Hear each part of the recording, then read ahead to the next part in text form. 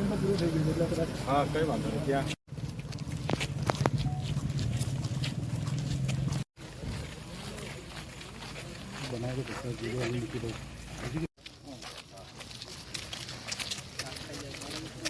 हाँ ये तो बराबर बराबर। तो ये स्कूल गुजराती मीडियम है कि English medium? 6 to 8 CBSE board चल रहा है। तो 12 9 થી 12 गुजराती मीडियम से तमने गुजराती नहीं आवड़ती तो तमे शू भणावाना? सर गुजराती मीडियम शाला है तो ये पढ़ के दिखाओ। सीधी सी बात है, आपको नहीं आएगा तो आप बच्चों को पढ़ाओगे ना, आपको नहीं आगे तो क्या करोगे? ये जो आपने बुक मंगाई है क्लास 9 क्लास गुजराती में आवा शिक्षको નથી ભાઈ। ગુજરાતમાં આવા ગુજરાતી માતૃભાષાના શિક્ષકો નથી બનાવેલું ગુરુવારે।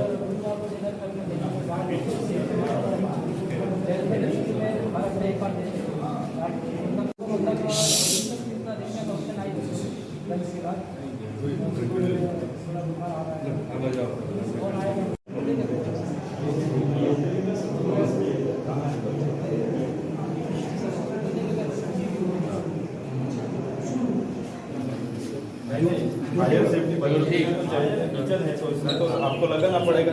कहीं अपना फायर सेफ्टी दिखाई नहीं दे रहा है। कहाँ रहता है? हाँ उसको बोलो भाई ट्राइबल में ऐसा बिल्कुल नहीं चलेगा। हाँ कितने स्कूलों में आपका टेंडर है? सात कैंपस बिल्कुल। दूसरी बार ऐसा रिपोर्टर कब से मंगवा रहे हो भैया? अरे बोलो तो सही, ये आज ही मंगवाए है कि कल से मंगवा रहे हो? पर हेड इतना सारा है? अरे यार जे જોઈને પાછા હંતાઈ જાય છે।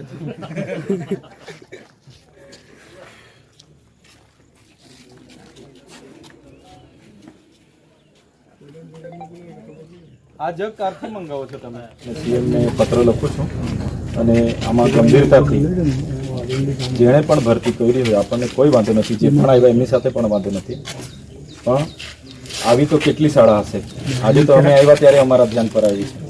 આવી તો બધી શાળાઓના ઇસ્યુ હશે કે જેટલી પણ આદિવાસી વિસ્તારમાં એકલવ્ય મોડલ શાળાઓ ચાલે છે બધામાં જ હિન્દી ભાષાના બીજા રાજ્યોના શિક્ષકોની ભરતી થયેલી છે।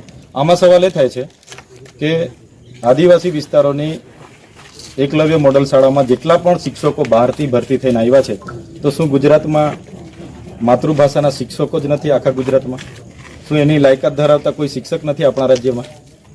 તો એની અસર સૌથી વધારે ગંભીર પરિણામ અમારા બાળકો પર થવાનું છે, કેમ કે એમને કોઈ ગુજરાતી અમને ગુજરાતી વાંચતા નથી આવડતો, ક્યારે વાંચશે, ક્યારે વ્યાકરણ કરશે ને ક્યારે અમને ભણાવશે? એટલે બહુ ગંભીર સમસ્યા છે। તમારા વાલીઓને પણ હું આવનાર દિવસમાં મળીશ, બધાને સાથે રાખીને સરકારમાં આપણે રજૂઆત કરીશું। सरकार नहीं करशे तो अमे लड़ीशुं, बराबर? तमने न्याय मळे त्यां सुधी अमे लड़ीशुं। तमे बिल्कुल चिंता नहीं करता, निश्चित रहो। हाँ और सिंपल बात एवी छे 9, 10, 11, 12 अहींया गुजराती मीडियम छे। तमारामांथी गुजराती वांचता केटला जणने आवडे छे ए मने मेरी बात सुनो। वो आप सब टीचर यहाँ गुजराती आना चाहिए। आप भी नहीं सुन रहे ना तो हमारी बात। 1 मिनट मैडम। सर नहीं ये तो ये आप कायमी छो भाई। हाँ तो साइड पर रहो।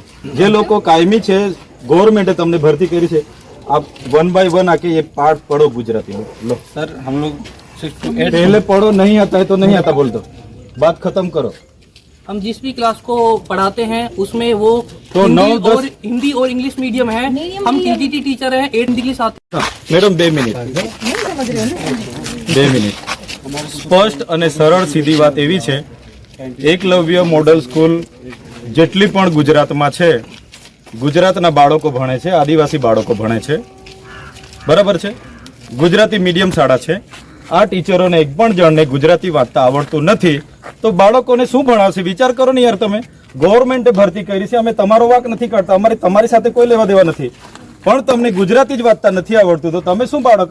आपको गुजराती पढ़ना ही नहीं आता तो हमारे गुजराती मीडियम के बच्चों को आप क्या पढ़ाओगे?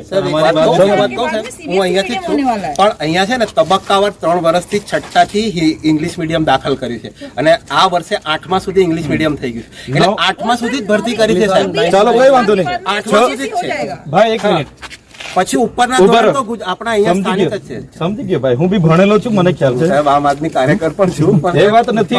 સવાલ બાળકોના ભવિષ્યનો છે ભાઈ, વાત એ નથી।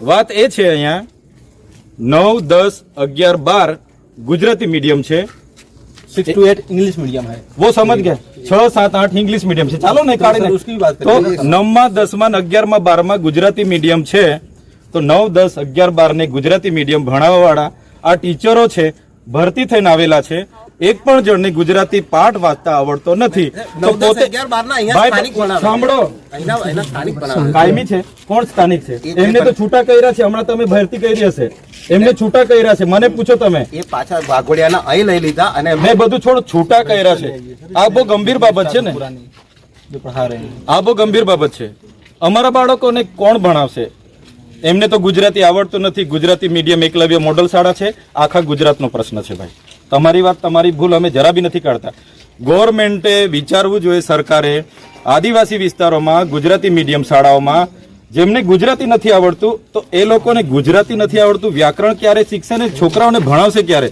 Sir we respect your thoughts, लेकिन sir you should listen our also. Sir 6 to 8 English medium है। समझ गया मैं। तो आप सब 6 to 8 वाली टीचर्स हैं? નહીં 1 મિનિટ, તો બીજા તો ટીચર જ નથી, બીજા તો 9માં 10માં 11 12 રાધિકાબેન, 9 થી 12 ના છૂટા નથી કર્યા. भाई श्री સાંભળો મારી વાત, कितना आप गवर्नमेंट के कितने टीचर है, टोटल कितने मैडम, कौन प्रिंसिपल कौन है? અમે એકલવ્ય મોડલ સ્કૂલ પુનિયાવાડ છોટાઉદેપુર ખાતે આજે મુલાકાત માટે આવ્યા છે। 3 દિવસ અગાઉ અહીંયા અભ્યાસ કરતા બાળકોને ફૂડ પોઈઝન થયું હતું અને 116 જેટલા બાળકો આજે પણ હોસ્પિટલ જનરલ હોસ્પિટલ છોટાઉદેપુર ખાતે સારવાર લઈ રહ્યા છે।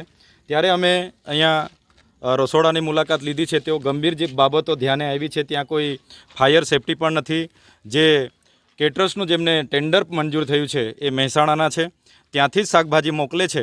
એમને પૂછવામાં આવ્યું ત્યારે એમણે કીધું કે 2 દિવસના આત્રે શાકભાજી આવે છે, પણ ખરેખર અહીંના બીજા મિત્રો દ્વારા જાણવા મળ્યું છે કે 10-15 દાડે એકવાર ટેમ્પો આવે છે અને એ જ શાકભાજી અહીંના બાળકોને જમાડવામાં આવે છે, જે સડેલી શાકભાજી હોય છે, જેના કારણે આ બનાવ બન્યો છે।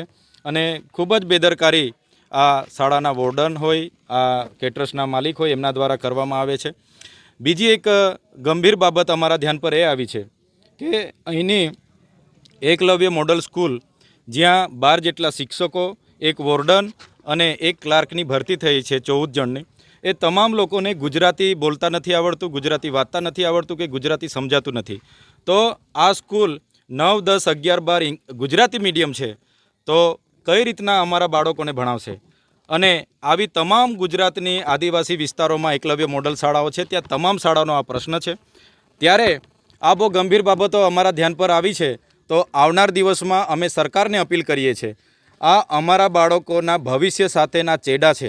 શું ગુજરાતમાં માતૃભાષાવાળા કોઈ શિક્ષકો જ તમને નથી મળ્યા? અમારી એકલવ્ય મોડલ શાળામાં ભણાવવા માટે તમને ગુજરાતી મીડિયમના ટીચરો જ નથી મળ્યા?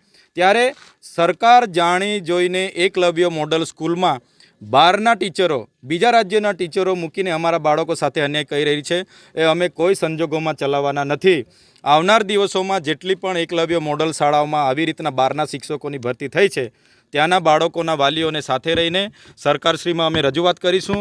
પછી પણ અમારે યોગ્ય નિરાકરણ નહીં આવશે તો આવનાર દિવસોમાં આંદોલન કરવું પડશે, કંઈ પણ કાર્યક્રમો આપવા પડશે। અમે સરકાર સામે આ બાબતે ઉગ્ર રજૂઆત કરવા માટે તૈયાર છે।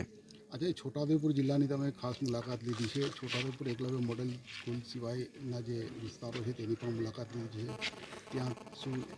અમે નસવાડી ખાતે, સંખેડા ખાતે જઈને આવ્યા।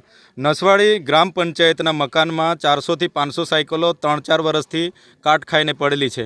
અહીંયા પણ નજીક જે શાળા પ્રવેશોત્સવ દરમિયાન, કન્યા કેળવણી દરમિયાન સરસ્વતી સાધનામાં વિદ્યાર્થીઓને ઘરેથી આવવા માટે સરળતા રહે એના માટે સાયકલોની યોજના છે। તો આ સરસ્વતી સાધનામાં મળનારી સાયકલો માટે અમારી વિદ્યાર્થીઓને આજે પણ તપ કરી રહી છે, છતાં એ સાયકલો આપવામાં નથી આવતી।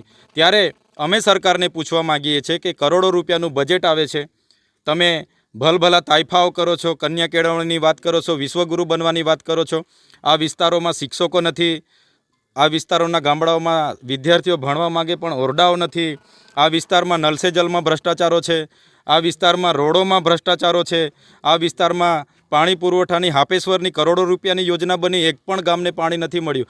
ત્યારે આ વિસ્તારના સ્થાનિક નેતાઓ, અધિકારીઓ અને એજન્સીઓ દ્વારા બારોબાર આયોજન કરીને કરોડો રૂપિયાનો ભ્રષ્ટાચાર થાય છે એ રજૂઆતો પણ અમારી સમક્ષ આવી છે.